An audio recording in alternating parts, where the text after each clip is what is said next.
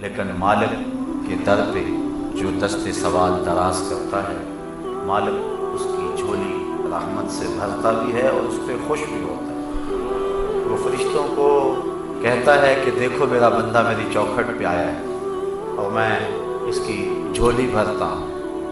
اوروں سے مانگیں تو ناراض ہوتے ہیں، اللہ سے نہ مانگیں تو ناراض ہوتے ہیں۔ قُلْ مَا يَعْبَأُ بِكُمْ رَبِّي لَوْلَا دُعَاؤُكُمْ، اے محبوب فرما دو اے لوگو اگر تم نہیں مانگو گے تو پھر وہ بھی پرواہ نہیں کرے گا، تم مانگتے رہو وہ جھولیاں بھرتا رہے گا۔ وَإِذَا سَأَلَكَ عِبَادِي أَنِّي فَإِنِّي قَرِيبٌ، اے محبوب میرے بندے تیرے پاس آ کے جب میرا پتہ پوچھتے تو ان آنے والوں کو کہہ دیجئے، بتلا دیجئے میں دور نہیں قریب ہوں، مل جاؤں۔ اجیب دعوت الداع اذا دعان، اور جب کوئی مانگنے والا مجھ سے مانگتا ہے تو میں اس کی جھولیاں بھر دیتا ہوں، اس کو رحمتوں سے، کرم نوازیوں سے، اور جو اس کی طلب اور چاہت ہے اللہ تعالیٰ مالا مال فرما دیتا ہے۔ حضور نبی رحمت صلی اللہ علیہ وآلہ وسلم نے فرمایا ان الدعاء هو العبادہ، بے شک دعا عبادت ہی ہے۔ اور ایک دوسری حدیث کے لفظ ہیں جس کو امام ترمذی نے اپنی سند کے ساتھ بیان کیا ہے، الدعاء مخ العبادہ، دعا عبادت کا مغز ہے، عبادت کی جان ہے۔ ایک اور حدیث کے پرنور الفاظ ہیں، الدعاء مفتاح الرحمہ، دعا رحمت کی چابی ہے۔ الدعاء سلاح المومن، مومن کا اسلحہ ہے۔ وعماد الدین، اور دین کا ستون ہے۔ ونور السماوات والارض، زمینوں کا بھی نور ہے، آسمانوں کا بھی نور ہے۔ حضرت ابو ہریرہ رضی اللہ تعالی عنہ سے روایت مروی ہے، لیس شیء اکرم عند اللہ من الدعاء، اللہ کے نزدیک دعا سے زیادہ عزت والی کوئی چیز نہیں ہے۔ وہ سب سے زیادہ اس بات کو پسند کرتا ہے کہ میرا بندہ میرے حضور دعا کرے۔ اور ایک حدیث کے لفظ ہیں کہ جو شخص خوشحالی کے دنوں میں دعا کرتا ہے اللہ تعالیٰ تنگی کے دنوں میں اسے یاد رکھتا ہے۔ جب خوشحالیاں ہوں، جب اللہ آسودگی اور بہاریں عطا فرمائیں، تو جب تنگی کے دن ہوں تو اللہ تعالیٰ جل شانہ اس پر اپنی رحمتوں اور کرم نوازیوں کا نور نازل فرماتا ہے۔ تو دعا مومن کا ہتھیار بھی ہے، رب سے گفتگو بھی ہے، نیاز مندی اور عجز کا طریقہ بھی ہے، رب کو منانے کا سلیقہ بھی ہے، بندے اور معبود کے درمیان راز و نیاز بھی ہے، ایک دکھے ہوئے دل کی اپنے محبوب کے سامنے فریاد بھی ہے۔ اور جو بات بندہ کسی کے سامنے بھی نہیں کرتا کہ لوگ مذاق اڑائیں گے، وہ بغیر کسی تردد کے اپنے رب کے سامنے پیش کر دیتا ہے۔ اگر کسی سے مانگنا ہو تو وقت مناسب ڈھونڈنا پڑتا ہے کہ اس وقت تو فلاں کے سونے کا وقت ہے، لیکن رب کے حضور جب بھی حاضر ہو اس کا در کھلا ہوا پاؤ گے۔ دن کو آؤ یا رات کو، گرمی میں آؤ یا سردی میں، موسم کوئی بھی ہو، رت اور زمانہ کوئی بھی ہو، پھر جس لہجے جس زبان میں تم مانگنا چاہو تمہارا رب تمہیں دے گا۔ یہ لازمی نہیں ہے کہ شادی کا انداز ہو یا جامی کی شوخی ہو تو پھر ہی دعا قبول ہوتی ہے، یا اقبال کی ادائے کلندرانہ ہو تو پھر ہی دعا ہوتی ہے، وہ تو گونگوں کی صدائیں بھی سنتا ہے۔ یوں ہی ہاتھ پھیلا دو، نظم میں بولو، نثر میں بولو، عربی میں بولو، ہندی میں بولو، تمہارے پاس صحبان کا لہجہ نہیں ہے، تمہارے پاس لبید کا لہجہ نہیں ہے، تمہارے لفظ ٹوٹے پھوٹے ہیں، تم ہاتھ پھیلا دو، وہ ٹوٹے ہوئے لفظوں کی بھی لاج رکھے گا۔ وہ تو دل کی دھڑکنوں کی صدا بھی سنتا ہے، وہ تو کالی رات کے اندھیرے میں کالے پتھر پر کالے رنگ کی چیونٹی کے پاؤں سے جو آواز پیدا ہوتی ہے، تمہارا رب ارا زبیب النملۃ السودا، اس کالی چیونٹی کے پاؤں کی جو رگڑ ہے اس کو بھی تمہارا رب سنتا ہے۔ تو اس لیے جب بھی بولو سرگوشی میں بولو، پکار کے بولو، اپنے لیے مانگو، اوروں کے لیے مانگو، مانگ لیا پھر مانگو، بار بار مانگو، 100 بار مانگو، جس لہجے جس انداز میں مانگو تمہارا رب تمہاری جھولیاں بھرنے والا ہے۔ لیکن کچھ وقت، کچھ جگہیں، کچھ مقام ایسے ہیں کہ جہاں ایک مانگو تو کروڑ عطا کرتا ہے۔ کچھ اوقات شریفہ ہیں، کچھ مقامات شریفہ ہیں، یعنی کچھ جگہیں ایسی، میدان عرفات میں مانگو، کعبۃ اللہ کے سامنے مانگو، ملتزم پہ مانگو، اور جہاں اللہ کی رحمتوں کے اترنے کا یقین و اذعان ہے وہاں مانگو، کسی نیک بندے کے پاس بیٹھ کر کے مانگو، تو جہاں مواقع اچھے ہیں وہاں مانگو تو عطا کرتا ہے۔ پھر کچھ دن اور کچھ لمحے ایسے ہوتے ہیں جن لمحوں میں دعا قبول ہوتی ہے۔ یوم عرفہ کو مانگو، ہفتے کے اندر جو دن ہے 7 ان میں جمعے کے دن مانگو، مہینوں میں رمضان کے ماہ نور میں مانگو۔ اسی طرح ساعتوں اور گھڑیوں کو لیں تو پچھلی رات کے درمیانی حصے میں مانگو، فرض نمازوں کے بعد مانگو تو وہ تمہارا رب تمہاری دعاؤں کو مستجاب فرمائے گا۔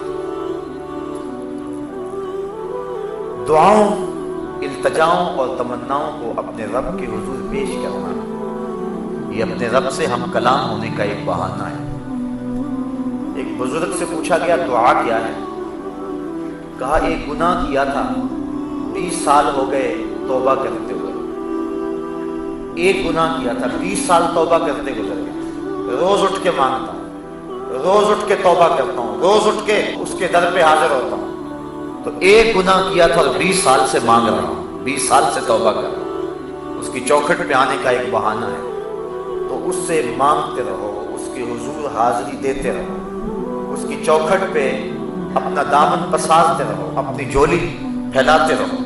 کچھ اوقات ایسے ہیں جن اوقات میں دعا بہت جلد قبول ہوتی ہے۔ جب لشکر آمنے سامنے کھڑے ہو جائے، کفر اور اسلام کی لڑائی ہو اور سارے صفیں باندھ لیں، حدیث میں آتا ہے اس وقت آسمان کے دروازے کھل جاتے ہیں اور جو دعا مانگو اللہ اس وقت پوری فرماتا ہے۔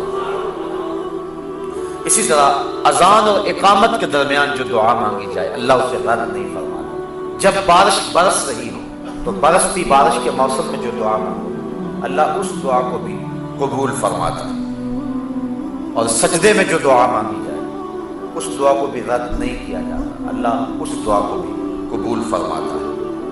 دعا مانگنے کا ادب یہ ہے کہ قبلہ کی طرف منہ کر کے کھڑے ہو جائیں یا بیٹھ جائیں اور اپنے دونوں ہاتھ یا اپنے سینے کے برابر اور یا اپنے کندھوں کے برابر پھیلا لیں۔ سیدھے ہاتھوں سے مانگے، الٹے ہاتھوں سے نہ مانگے۔ حضور علیہ السلام جب ہاتھ پھیلاتے تھے صحابہ فرماتے ہیں حضور کی بغلوں کی سفیدی نظر آنے لگتی تھی۔ تو اپنے ہاتھ پھیلا لیں اللہ کے حضور، یہ مانگنے کا ادب ہے اور مانگنے کا طریقہ ہے۔ آسمان کی طرف نظر نہ اٹھائیں بلکہ اپنے ہاتھوں کی طرف نظر رکھیں اور اللہ سے مانگیں۔ دعا مانگنے کا ایک ادب یہ ہے کہ دعا میں سجا نہ ہو، یعنی تکلف کر کے جوڑ اور ردیف اور قافیہ ملانے کی کوشش نہ کریں۔ اگر کسی کی گفتگو مکفّا و سجا ہوتی ہے اور وہ تکلف کے بغیر جو ہی جب بولتا ہے تو اس کی گفتگو ایسی خوبصورت ہوتی ہے تو وہ تکلف سے باہر ہو، ورنہ لفظ جوڑ جوڑ کے اور تکلف کے ساتھ لفظوں کی کتاریں لگانا تو توجہ بٹ جائے، بلکہ اللہ سے ٹوٹے ٹوٹے لفظوں میں مانگو۔ وہاں اپنی عبادت نہ دکھاؤ، وہاں لفظوں کے جادو نہ جگاؤ، وہاں ٹوٹے پھوٹے لفظوں سے مانگو۔ اللہ اکبر۔ اور دعا مانگنے کا ایک ادب یہ ہے تضرع اور خشوع کے ساتھ مانگو، زاری کے ساتھ مانگو۔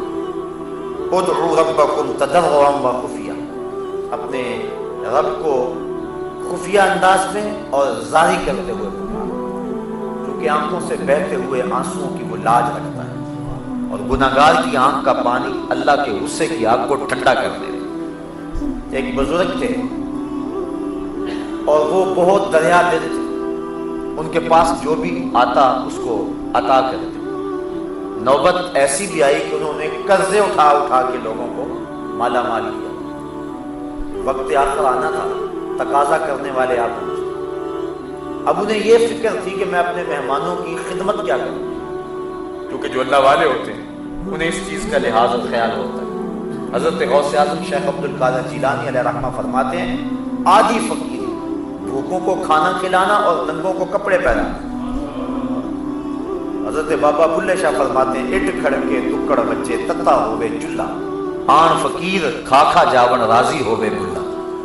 یہ فقیر کا مزاج ہوتا ہے، وہ کھلا کے خوش ہوتا ہے، اس کا گھر بھی لٹ جائے اس کو اس کی پرواہ نہیں ہوتی، وہ غنی ہوتا ہے، اور غنا کا تعلق دل سے ہے۔ شیخ سعدی فرماتے ہیں سخاوت بدل است نہ بمال، بزرگی بعقل است نہ بسال۔ بزرگی عقل سے ہوتی ہے، سالوں سے نہیں ہوتی، اور جو غنا ہے وہ دل سے ہوتی ہے، مال سے نہیں ہوتی۔ انہیں یہ فکر لاحق تھی کہ یہ میرے مہمان آئے بیٹھے ہیں، ان کی خدمت کریں۔ ایک بچہ حلوہ بیچتا تھالی میں رکھ کے گزرا اور آواز لگائی، بابا جی نے کہا کہ یہ میرے مہمانوں کو کھلا دو، میں تمہیں پیسے دے دوں۔ اس نے شکر کیا کہ میں نے شام تک بیچنا تھا، ایک لمحے میں میرا کام بن گیا، سارا مہمانوں کو کھلا دیا۔ کہا بابا جی پیسے کہاں؟ بیٹھ گئے۔ بچہ بیٹھ گیا، 2 4 10 لمحے گزرے، اس نے پھر کہا بابا جی پیسے؟ کہا ان سب نے پیسے لینے ہیں، جب انہیں دوں گا تمہیں بھی دے دوں گا۔ بچے نے جب یہ سنا تو اٹھ کے رونا شروع کر دیا۔ اس نے کہا کہ بابا جی میری ماں میرے انتظار میں بیٹھی اور میں یتیم بچہ ہوں، میرے گھر کا چولہا صرف اسی پہ جلتا ہے، اور تم میرے پیسے روک کے بیٹھ گئے ہو۔ بچے نے زاروں کی طرح رونا شروع کر دیا۔ بچہ رویا، اللہ کی رحمت کو جوش آیا، اور کوئی شخص اشرفیوں کی تھیلی دے کر بابا جی کی خدمت میں نظر پیش کرنے آیا۔ انہوں نے جتنا بھی تقاضے کرنے آئے تھے سب کا قرض چکا دیا، بچے کا بھی قرض چکا دیا۔ جو قرض خواہ تھے انہوں نے کہا بابا جی ہم اتنی دیر کے بیٹھے ہیں اور کوئی نذرانہ نہیں آیا تھا، اور یہ ابھی آیا ہے اور کام بن گیا۔ فرمایا تمہارے اندر اتنی دیر سے کوئی رونے والا نہیں تھا، ایک رونے والا آیا تو باقیوں کا بھی کام بن گیا۔ تو جب دعا مانگے تو تضرع اور زاری کے ساتھ دعا، اللہ گناہگار کی آنکھ سے بہے ہوئے آنسوؤں کی لاج رکھتا ہے، وہ دیکھتا ہے کہ میرا بندہ کس انداز سے مجھے پکار رہا ہے۔ جب بھی دعا مانگے قبولیت کا یقین کر کے دعا مانگے کہ میری دعا بہر صورت قبول ہو، اس یقین اور اس تیقن کے ساتھ دعا مانگے تو دعا قبول ہی ہوتی ہے۔ ہاں قبولیت کی صورتیں مختلف ہیں، کبھی ایسا ہوتا ہے کہ جو مانگا جب مانگا اس وقت مل گیا، اور کبھی ایسا ہوتا ہے جو مانگا ملا وہی لیکن اس وقت نہ ملا، کچھ عرصے کے بعد ملا، اور کبھی ایسا ہوتا ہے کہ جو مانگا وہ نہ ملا، اس کے بدلے کچھ مل گیا، اور کبھی ایسا ہوتا ہے جو مانگا وہ بھی نہ ملا، اس کے بدلے بھی کچھ نہ ملا، کوئی آنے والی مصیبت کا رخ موڑ دیا گیا، دعا رائے گا نہیں گئی۔ اور کبھی ایسا ہوا جو مانگا نہ وہ ملا، نہ اس کے بدلے میں ملا، نہ کسی مصیبت کا رخ موڑا گیا، بلکہ اس دعا کو ذخیرہ بنا لیا گیا، اور اس کا صلہ اللہ کل قیامت کے دن عطا فرمائے۔ اور اس دن جب دعاؤں کا ذخیرہ جو موجود ہوگا، جب ملے گا بندے کو تو آرزو کرے گا کاش کہ میری کوئی دعا بھی قبول نہ ہوئی ہوتی۔